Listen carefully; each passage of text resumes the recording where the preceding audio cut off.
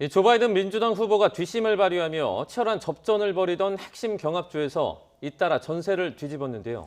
최대 승부처인 펜실베이니아와 조지아에서 잇따라 극적인 역전에 성공하며 승리를 눈앞에 두고 있습니다. 그러나 트럼프 대통령이 선거 결과를 인정할 수 없다며 사실상 불복 의사를 예고했고 박빙 승부인 경합주의 재검표 가능성까지 있어 당선 확정까지는 시간이 걸릴 수 있습니다. 국제부 연결합니다. 김준호 기자. 네, 국제부입니다. 네, 막바지 개표가 한창인데 이 조 바이든 후보가 조지아주에 이어서 펜실베니아에서도 역전을 했죠. 네, 그렇습니다. 우리 시간으로 어젯밤 10시 50분쯤 펜실베이니아에서도 역전에 성공했다고 미국 언론들이 보도했습니다. 개표율 96%인 현재는 바이든 후보가 49.5%, 트럼프 후보는 49.3%로 바이든 후보가 13,000여 표 앞서며 우세를 이어가고 있습니다.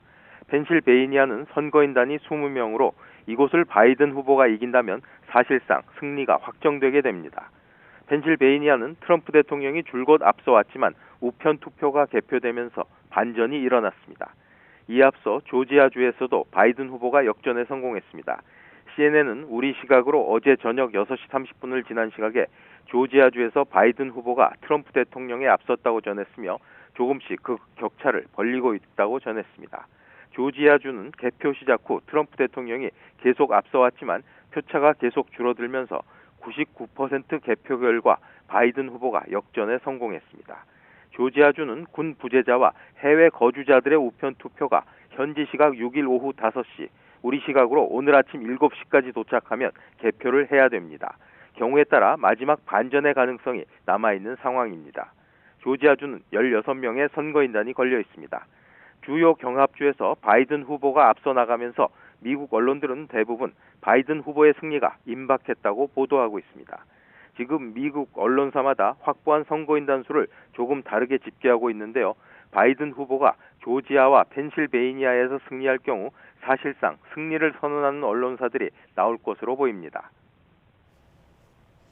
결과를 좀 더 지켜봐야겠지만 바이든이 이기더라도 당선을 최종 확정까지 시간이 걸릴 것이라는 관측이 나오고 있죠. 네, 그렇습니다. 박빙 승부가 많아서 재검표가 필요한 주가 있고 트럼프 대통령이 불복해 소송전을 이어갈 경우 혼란이 불가피하다는 예상 탓인데요. 이미 트럼프 대통령은 위스콘신에서 1%포인트 차도 나지 않는 패배를 당하자 재검표를 요구하겠다는 의사를 밝혔습니다. 조지아도 두 후보 간 득표차가 0.5%포인트 미만이면 주법상 재검표 요청이 가능해 조지아주 국무장관은 박빙 승부 탓에 재검표가 예상된다고 말했습니다. 펜실베이니아주는 같은 격차면 주 법상 반드시 재검표를 해야 합니다.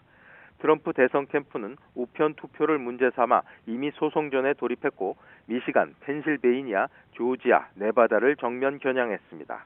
이 중 미시간과 조지아를 상대로 한 개표 중지 소송은 1심에서 기각됐지만 항소하거나 다른 소송을 제기해 소송전을 끌고 가며 판 흔들기를 계속 시도할 수 있습니다.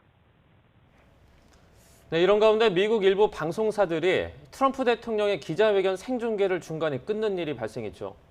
네, 그렇습니다. 트럼프 대통령이 회견을 예고했던 저녁 6시 반은 방송사가 저녁 뉴스를 진행하던 시간으로 시청자가 많이 몰리는 시간대였는데요. 트럼프 대통령이 기자회견에서 우편 투표에 대해 사기라고 주장하며 근거 없이 선거 부정 의혹을 제기하자 미국 방송사들이 생중계를 중단했습니다. NBC와 MSNBC 등은 선거의 공정성을 둘러싼 트럼프 대통령의 거짓 주장이 이어지자 회견을 시작한 지 몇 분 만에 생중계를 끊고 대통령의 허위 주장을 정정했습니다. NBC 뉴스 앵커인 사바나 거트리는 트럼프 연설 중 사실이 아닌 것들이 있어 방송을 중단하게 됐다고 설명했습니다. 트럼프의 기자회견을 끝까지 중계했던 다른 방송사들도 트럼프 주장에 대한 강도 높은 팩트체크를 해 방송에 내보냈습니다. CNN 앵커 제이크 테퍼는 트럼프 대통령이 승리 선언에서 한 거의 모든 말은 사실이 아니다라고 평가했습니다. 지금까지 국제부에서 전해드렸습니다.